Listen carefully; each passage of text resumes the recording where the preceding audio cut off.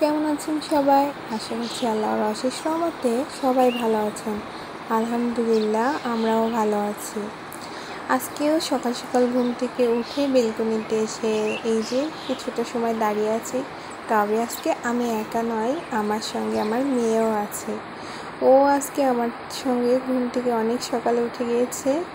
আমার এই যে এখন আমার সঙ্গে সেও কি নিবে কি করবে সেটা নিয়ে খুবই ব্যস্ত হয়ে গিয়েছে। সে আমার কোলে।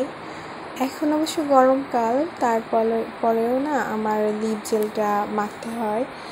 আমার ঠোঁটটা ড্রাই থাকে, তো ডাক্তার বলছিল সব সময় লিপ জেল দিয়ে রাখতে।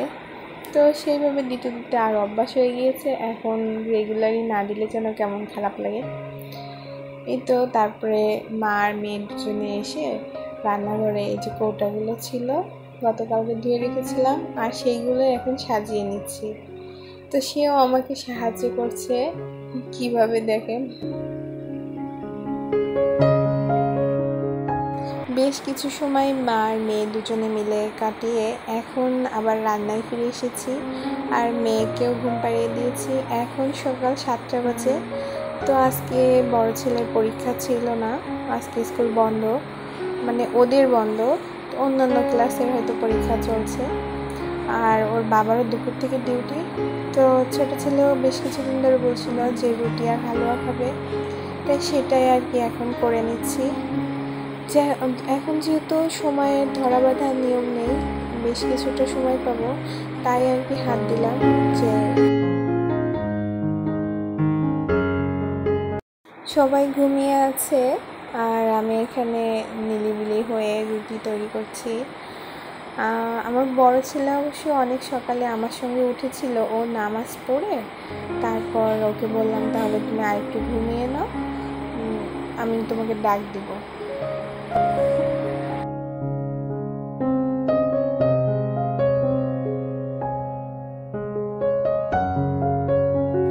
রুটি করলে আমার বড় ছেলে পরোটা খেতে চায়, আর পরোটা করতে গেলে না আলাদা করে একটু ডো করে বানালে বেশ মজা হয়, তবে সময়ের কথা চিন্তা করে সব কিছু মাথায় রেখে না হয়ে ওঠে না।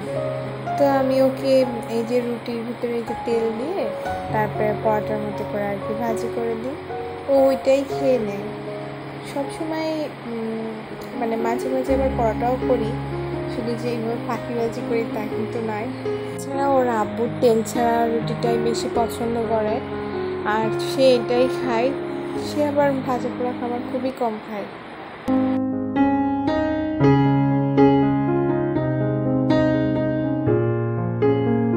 সেজন্য কোনো খাবার করতে গেলে না আমার আবার 2বার করতে হবে, এই চিন্তা করে একটু আলসেমিও করি। যাই হোক, রুটি বানানো শেষ, এখন বাচ্চাদের খেতে দিয়ে দিচ্ছি। বাচ্চারাও এর মধ্যে উঠে গিয়েছে, ওরা ফ্রেশ হয়ে নিয়েছে আর এখন খাবার খেয়ে নেবে। খাওয়া শেষ, সকালের খাওয়া দাওয়া শেষ, আর এখন যে প্লেটগুলো ছিল ওইগুলো ধুয়ে নিয়েছি, আর মিক্সির উপর যে পাকটা আছে ওটার ভিতর রেখে দিচ্ছি।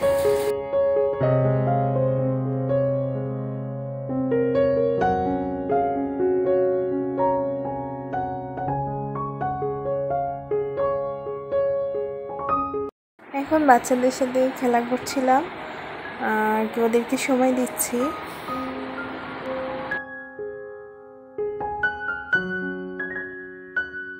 কিছু সময় খেলাধুলা করার পর মেয়ে এখন ঘুমাবে, তো ওকে ঘুম পাড়িয়ে রেখে ফ্যানের সুইচগুলো দিয়ে দিচ্ছিলাম। ও এখন ঘুমিয়ে আছে আর আমি এখন নিজের কাজে চলে যাব। আর ছোট ছেলে বড় ছেলে 2 ভাই একসঙ্গে খেলা করছে পাশের রুমে। যেহেতু ভাইয়া বাসায় আছে, তো আমার কাছেও আসবে না, বোনকেও জ্বালাতন করবে না, টিভিও দেখবে না। মাশাআল্লাহ, 2 ভাইয়ের মধ্যে যে এতটা মিল, আল্লাহর কাছে দোয়া করি 2 ভাইয়ের মিলটা যেন এরকম সারা জীবন থাকে। এখন বাচ্চাদের জন্য নাস্তা রেডি করব, তা আনারস কেটে দিচ্ছি, ফল কেটে দিয়ে এখন আমি ওদেরকে খেতে দিয়ে এসেছি, আর এখন রান্নার জন্য প্রস্তুতি নিচ্ছি। কচুরলতি নারকেলের দুধ দিয়ে রান্না করব, আর এই খাবারটা খুলনায় খুবই জনপ্রিয়, আর আমি যেহেতু খুলনার মেয়ে, তো সেইভাবেই আর কি আজকে রেসিপিটি শেয়ার করব। কচুরলতি অনেকে হাতে দাগ হবে কিংবা হাত চুলকায়, নানান কারণে খেতে চায় না, আর ছেলেরও ঝামেলার জন্য। তো আজকে আমি কিছু টিপস বলবো। প্রথমত, যদি আপনার মনে হয় যে হাত চুলকাবে বা দাগ হওয়ার ভয় থাকে, মানে ভয় পেয়ে থাকেন, তাহলে আপনি হ্যান্ড গ্লাভস পরে নিতে পারেন। আর দ্বিতীয়ত, আমার মতো যদি আপনার মনে হয় যে না, হাত দিয়ে বেশি স্বাচ্ছন্দ্য বোধ করেন কাটতে, তাহলে হাতে সয়াবিন তেল লাগিয়ে নেবেন। এতে করে হাতে এবং আঙ্গুলে কোনো দাগ হবে না, আর কচুরলতিগুলো না সহজেই ছিলে নিতে পারবেন। এই যে বটি দিয়ে আস্তে আস্তে নিয়েছি। আর একটি পদ্ধতি দেখাবো যে কচুরলতি কীভাবে পরিষ্কার করে। এই তো এখন এই যে একটা মাজনি নিয়ে নিয়েছি, আর কচুরলতি আগার দিক থেকে ধরে আর মাজনিটা দিয়ে এইভাবে টান দিব।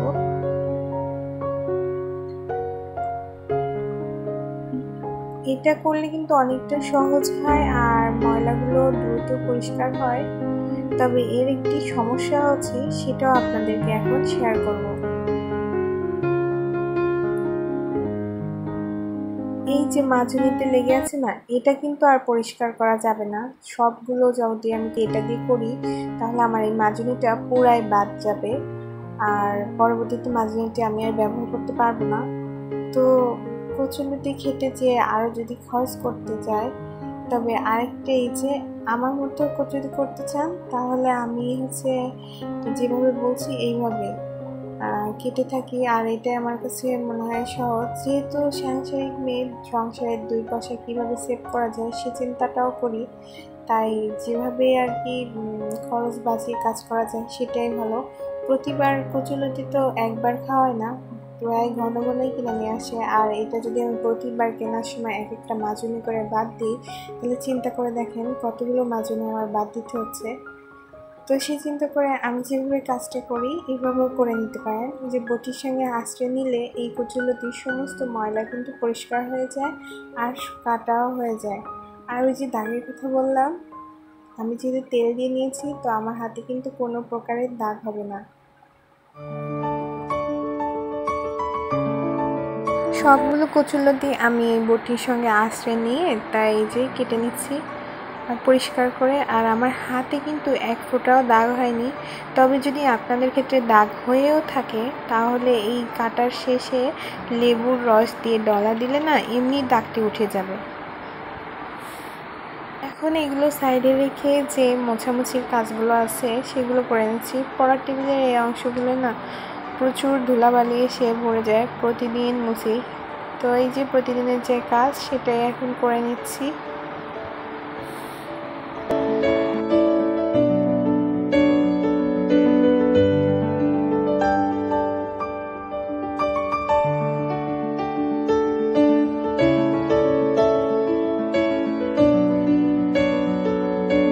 এখন আবার রান্নার জন্য রেডি করছি। নারকেল, এই যে আস্ত নারকেল, এটা ভেঙে নেব আর ভেঙে কুড়িয়ে নেব নারকেল কুড়ানি দিয়ে।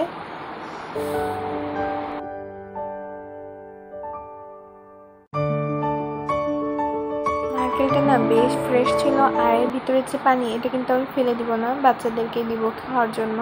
নারকেলের পানি কিন্তু খুব ভালো। এখন আমি পরিষ্কার একটি প্লেটের ওপর কুড়াইনটা রেখে নারকেলটাকে কুড়িয়ে নিচ্ছি।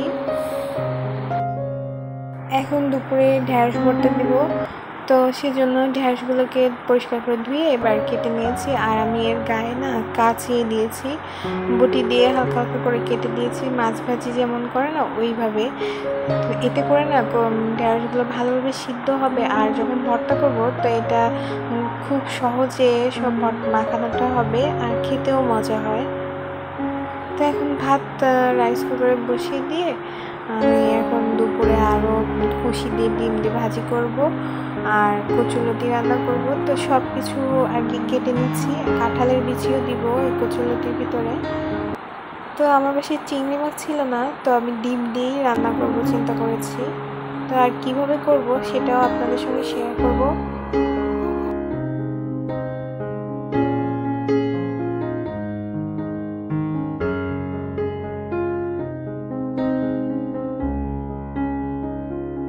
সব কিছু কাটা শেষ। এখন কচুলতির জন্য রসুন, আদা আর কাঁচামরিচ বেটে নিব। এখন ফ্রাই প্যান দিয়ে দিয়েছি চুলার উপর, দিয়ে কুশি ভাজি করে নিব ডিম দিয়ে। এর জন্য আমি প্রথমে তেল দিয়েছি, আর তেলটা একটু গরম হয়ে আসলে কাঁচামরিচ কুচি, পেঁয়াজ কুচি আর হালকা একটু রসুন কুচি দিয়ে তেলের উপর এগুলোকে একটু ভালোভাবে নেড়ে নিব কিছু সময়।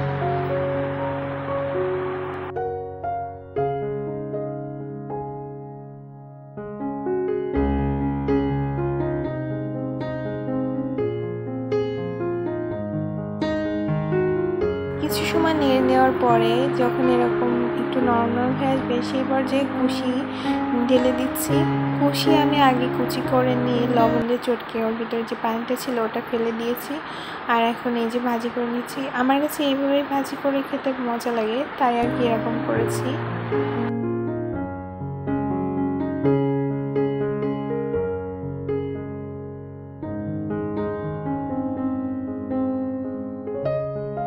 কুশি এখন প্রায় ভাজা ভাজা হয়ে এসেছে, আর এই পর্যায়ে আমি এর ভিতরে ডিম ভেঙে দিব। সেজন্য এক সাইড করে নিচ্ছি কুশি, আর এর ভিতরে ডিম ভেঙে আর কি ভালো করে গুলিয়ে কুশির সঙ্গে ভাজি করে উঠিয়ে নেব। ডিম ভাজি করতে তো আর বেশি সময় লাগবে না, তাই কুশিটাকে আগে ভালো করে ভাজি করে নিয়েছি।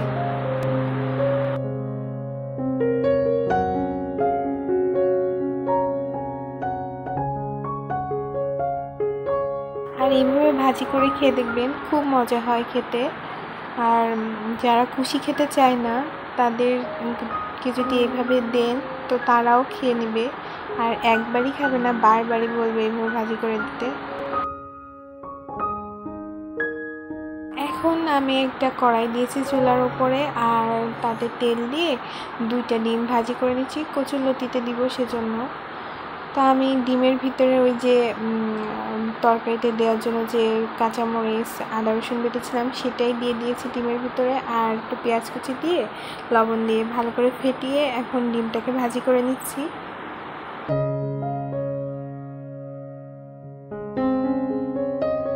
ডিমটা ভাজি হয়ে গেলে আমি কিন্তু এটাকে ছোট ছোট পিস করে কেটে নিব। এরপরে আমি কড়াইতে তেল দিয়েছি, এখন পেঁয়াজ কুচি দিচ্ছি। পেঁয়াজটা একটু ভাজা ভাজা হয়ে আসলে সে পর্যায়ে আদা রসুন কাঁচামরিচ বাটা ঢেলে দিচ্ছি, আর এরপরে একে একে লবণ, হলুদ, জিরা গুঁড়া, ধনিয়া গুঁড়া দিয়ে মশলাটাকে ভালো করে কষিয়ে নিচ্ছি সামান্য একটু নারকেলের দুধ দিয়ে। সামান্য নারকেলের দুধ দিয়ে তেল ফুটিয়ে নিয়ে মশলা কষানোর পরে এর ভিতরে একে একে কাঁঠালের বিচি আর কচুলতি দিয়ে দিয়েছি, আর এখন এটাকে ভালো করে কষিয়ে নিচ্ছি। কষানো হয়ে গেলে আমি এর ভিতরে আগে থেকে দুধটাই দিয়ে দিলাম, দিয়ে কচুলতি সিদ্ধ হবে, আর এটা এই যে ঢেকে দিলাম। এই পর্যায়ে যখন কচুলতি সিদ্ধ হয়ে গিয়েছে আর ঝোল শুকিয়ে এসেছে, সেই পর্যায়ে ডিম দিয়ে দিয়েছি। আর এইভাবে আমি বারবার, কচুলতি কিন্তু তলা থেকে লেগে যায় উপরে ঝোল দেখা গেলেও, তো সেজন্য আমি বারবার এইভাবে খুন্তি তো ঢুকিয়ে ঢুকিয়ে দিয়ে একেবারে ঝোল শুকিয়ে রান্না করেছি। আর এইভাবে খেতে কিন্তু অসম্ভব মজা। আমার নারকেলটা একটু মিষ্টি মিষ্টি ছিল, আর এটা খেতে এতটাই টেস্ট হয়েছে, তো একবার হলেও ট্রাই করে দেখবেন। খাবারটা কিন্তু খুবই মজাদার। এখন সবাই খাওয়া দাওয়া শেষ করে দুপুরের পরে বিশ্রাম নিয়েছিল আমার ছেলেরা। তারপরে হুজুর এসেছে পড়াতে, তো দু ভাই ওইখানে গিয়েছে, আর আমি রুমে বসেছিলাম, মেয়েও ঘুমিয়ে আছে। তো এখন চিন্তা করলাম আমি কিছু কাজ করি। আসলে এগুলো আমার শখের কাজ, আর নিজের হাতে বাচ্চাদের জন্য কিছু তৈরি করতে পারা এটাও আলাদা রকম একটা আনন্দ। তো এক কালারের কাপড় দিয়ে জামা তৈরি করেছিলাম, কিন্তু দেখতে মনে হচ্ছিল যে কেমন যেন একেবারে সিম্পল সিম্পল। তো এর সঙ্গে আমি কিছুটা লেস দিয়ে বুনে দিচ্ছি যাতে দেখতে আরও সুন্দর হয়।